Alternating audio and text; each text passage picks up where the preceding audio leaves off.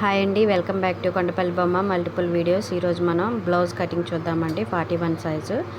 ఈ బ్లౌజ్ని ముందుగా ఇట్లా పరుచుకొని బ్లౌజ్తో ఎలా కొలతలు తీసుకోవాలో చూపిస్తున్నాను. ఆ సంఖ కుట్టు కాడి నుంచి ఈ సంఖ కుట్టు దాకా కొలుచుకుంటే 20.5 వచ్చింది. మళ్ళీ భుజం కుట్టు కాడి నుంచి కింద దాకా కొలుచుకుంటే 16 ఇంచులు, అంటే పొడవు బ్లౌజ్ పొడవు వచ్చి 16 ఇంచులు వస్తుంది. నెక్ డీప్ వచ్చేసేమో బ్యాక్ నెక్ డీప్ వచ్చేసేసేమో మనకి 7.5 వస్తుంది. ఇలా తీసేసుకున్నాక మనం నడుము లూజ్ కూడా తీసుకుందామండి. ఈ చివరి నుంచి ఆ చివరి దాకా బ్లౌజ్ పొడవుని కొలుచుకోవాలి. ఇప్పుడు నేను చూపిస్తున్న విధంగా తీసుకోండి టేప్ తోటి. అలా తీసుకుంటే మనకి 33.5 వచ్చిందండి. ఈ వచ్చిన కొలతలన్నీ మనం తీసుకున్న జాకెట్ పీస్ మీద, ఇది ప్లెయిన్ బ్లౌజ్ అండి కట్ చేసేది. నేను ఈ లెంత్లన్నీ రాసేసుకొని వచ్చిన కొలతలు, బ్లౌజ్ పొడవు వచ్చేసేసి 16 ఇంచులు కదా, 1 ఇంచు ఖర్చుల కోసం పెట్టుకొని 16.5కి మార్కింగ్ చేసుకోవాలి. నడుం బెల్ట్ స్టిచ్చింగ్ చేసుకోవడానికి ఒక 1/2 ఇంచు గీత ఎక్స్ట్రా గీసుకోవాలండి. ఇలా గీసుకున్నాక నెక్ వెడల్పు వచ్చేసేసేమో మనకి 6 ఇంచులు, అది మార్క్ చేసుకోవాలి. కింద కూడా అలాగే మార్క్ చేసుకోవాలండి, 6 ఇంచులు పెట్టి, ఎందుకంటే లైన్ స్ట్రైట్గా వస్తుందని మార్క్ చేసుకోవాలి. ఆమ్ డౌన్ వచ్చేసేమో 6 ఇంచులు. ఇలా మార్క్ చేసుకున్నవి స్కేల్ తోటి గీత కొట్టేసుకొని కార్నర్లో ఒక గీత పెట్టుకోవాలండి. ఆర్మ్ సర్కిల్ కోసం 1.5కి పెట్టుకున్నానండి. ఇది 41 సైజ్ బ్లౌజ్ కదా, అందుకనే 1.5 పెట్టాను. నెక్ విడ్త్ వచ్చేసేసేమో 2.5, నెక్ డీప్ వచ్చేసేసేమో 7.5. 1/2 ఇంచు ఖర్చు కోసం పైకి ఇంకో గీత తీసుకోవాలండి. అంటే మెడ బెల్ట్ కటింగ్ మనం స్టిచ్చింగ్ చేస్తాం కాబట్టి దానికోసం. ఈ ఆర్మ్ సర్కిల్ అనేది మార్కెట్లో ఎక్కడైనా టైలరింగ్ షాప్లో దొరుకుతుందండి. ఇప్పుడు ఈ స్కేల్ సహాయంతో ఆర్మ్ రౌండ్ గీసేసుకోవాలి. ఇది ఆర్మ్ సర్కిల్ గీయడం రాని వాళ్ళ కోసం చూపిస్తున్నానండి, వచ్చిన వాళ్ళకి అవసరం లేదు. ఇప్పుడు మనకి బ్లౌజు లెంత్ చెస్ట్ లూజ్ వచ్చేసేసి మనకి 20.5 కదండి, అంటే 41 కదా, దాంట్లో 4 భాగాలుగా చేసుకుంటే 10.5 మార్క్ చేసేసుకొని 2 ఇంచులేమో ఖర్చుల కోసం మార్క్ చేసుకున్నాక, ఇప్పుడు మనకి నడుము లూజ్ వచ్చేసేసి 33 కదా అండి, దానికి 4 భాగాలుగా చేసేసుకొని పెట్టేసుకోవాలి.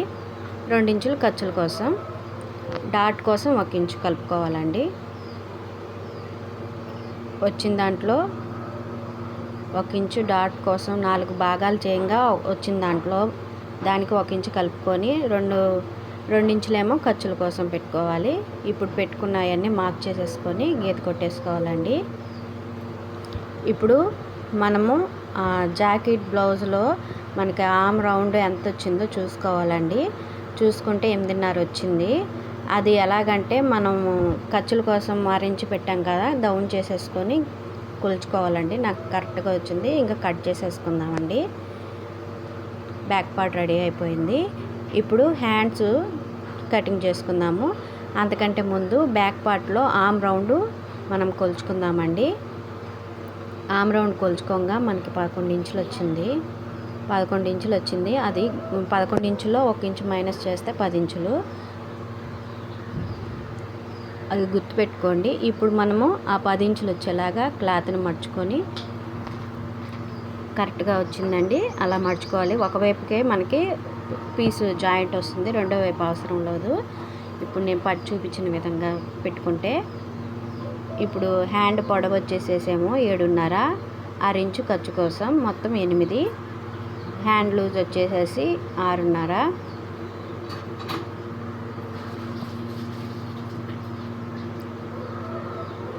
8 ఇంచులు కరెక్ట్గా పెట్టుకోవాలండి. 1 ఇంచు ఏమో మనం బెల్ట్ హ్యాండ్ లోపలికి మడుచుకుంటాం కదా, అందుకని గీత కొట్టుకోవాలి ముందుగా ఒక గీత. ఇటువైపు కూడా అట్లాగే 8 ఇంచులు పెట్టుకొని ఒక స్కేల్ తోటి ఒక గీత కొట్టేసుకోండి. ఇప్పుడు ఈ గీత నుంచి లోపలికి 3 ఇంచులు లోపలికి పెట్టుకోవాలండి. ఇలా పెట్టుకున్నాక ఇప్పుడు 10 ఇంచులు ఇట్లా మార్క్ చేసుకొని దాని నుంచి లోపలికి 2 ఇంచులు లోపలికి పెట్టుకోవాలండి. ఇలా మార్క్ చేసుకున్నాక ఇప్పుడు మనము హ్యాండ్ లూజ్ మార్క్ చేసుకున్నాం కదా, వాటిని ఇలాగా జాయింట్ కలుపుకోవాలి.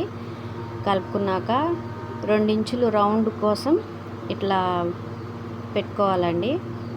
పెట్టుకొని హ్యాండ్ రౌండ్ షేప్ అనేది తీసుకోవాలి.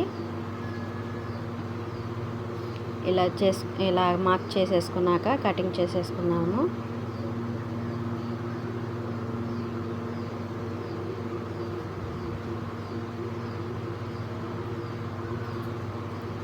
హ్యాండ్ కటింగ్ అయిపోయింది కదండి.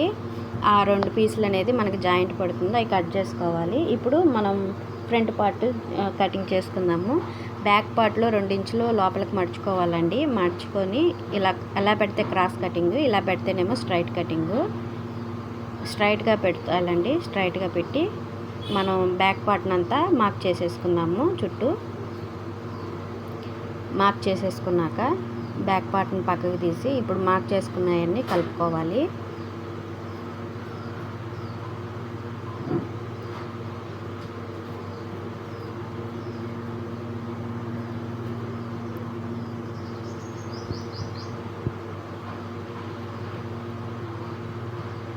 ఇలా కలుపుకున్నాక ఇప్పుడు మనం ఫ్రంట్ నెక్ వచ్చేసేసి 6.5, ఖర్చుతో కలిపి 6.5 అండి. నెక్ విడ్త్ వచ్చేసేసి 2.5, పావించు ఖర్చుల కోసం అన్నమాట. ఇప్పుడు మనం బ్యాక్లో 1.5 పెట్టాం కదా, 6 ఇంచు తగ్గించి 1 ఇంచుకి మార్క్ చేసుకోవాలండి. ఇప్పుడు లోతు కూడా ఆమ్ రౌండ్, ఫ్రంట్ నెక్లో ఆమ్ రౌండ్ తీసేసాము, నెక్ రౌండ్ కూడా గీసేసాము. ఇక్కడ వచ్చి 1.5 పెట్టానండి పైకి.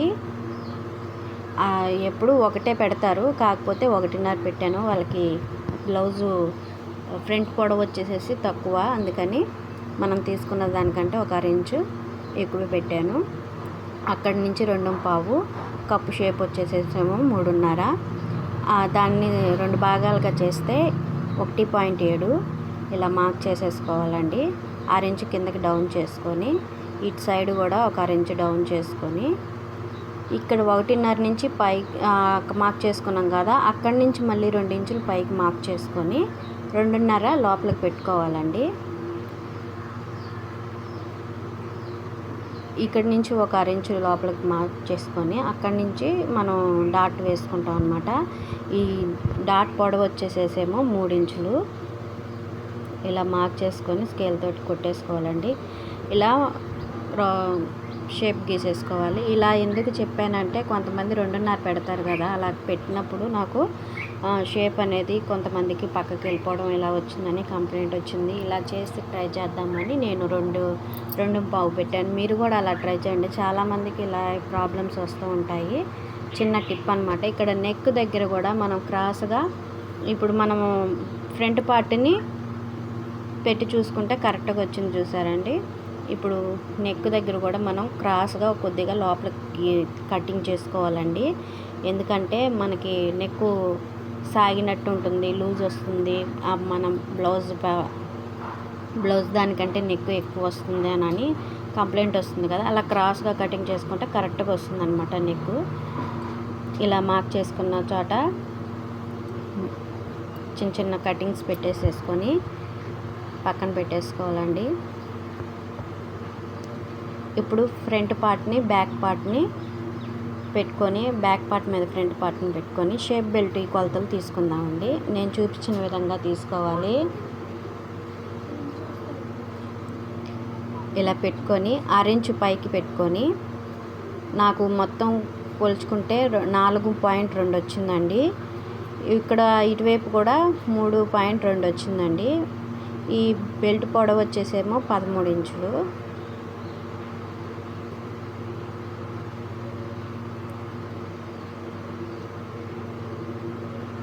ఇలా నడుము బెల్ట్కి కూడా గీసేసుకుంటున్నాను ఒకేసారి. 13 ఇంచులు పెట్టేసుకొని దానిపైన మనం ఇప్పుడు షేప్ బెల్ట్ కూడా తీసేసుకున్నాము. ఇలా మార్క్ చేసుకున్నాక ఆ గీత మీద నుంచి 3.2కి ఒక గీత, ఇటు నుంచి 4.2కి ఒక గీత పెట్టుకున్నాక లోపలికి 4.2కి ఒక గీత పెట్టుకొని దాని నుంచి కింద నుంచి 2.5కి మార్క్ చేసుకోవాలి. ఇలా మార్క్ చేసుకున్నాక మనం చివర 2 ఇంచులు ఖర్చుల కోసం పెట్టుకుంటాం కదా, అక్కడ ఒక స్ట్రైట్గా లైన్ గీసుకొని షేప్ ఇట్లా గీసుకోవాలండి. కరెక్ట్గా వస్తుంది. ఇప్పుడు కటింగ్ చేసేసుకుందాం షేప్ బెల్ట్ కూడా.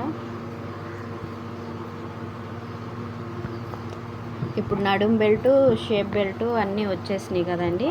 ఇప్పుడు మన హ్యాండ్లో నేను జాయింట్ చేసేటప్పుడు, బ్లౌజ్ కుట్టేటప్పుడు హ్యాండ్లు లోతు తీస్తాను. ఇప్పుడు మీకోసం అని చూపిస్తున్నాను ఇలా తీయాలని.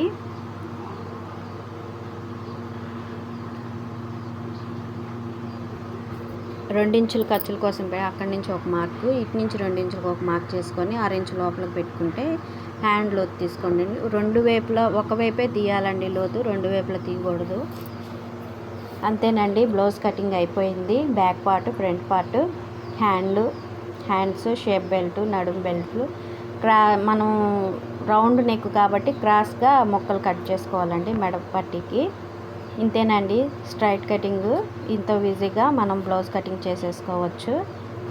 మీరు మొదటిసారి నా వీడియోని చూస్తున్నట్టయితే లైక్ చేయండి, షేర్ చేయండి, సబ్స్క్రైబ్ చేయండి. Thank you for watching.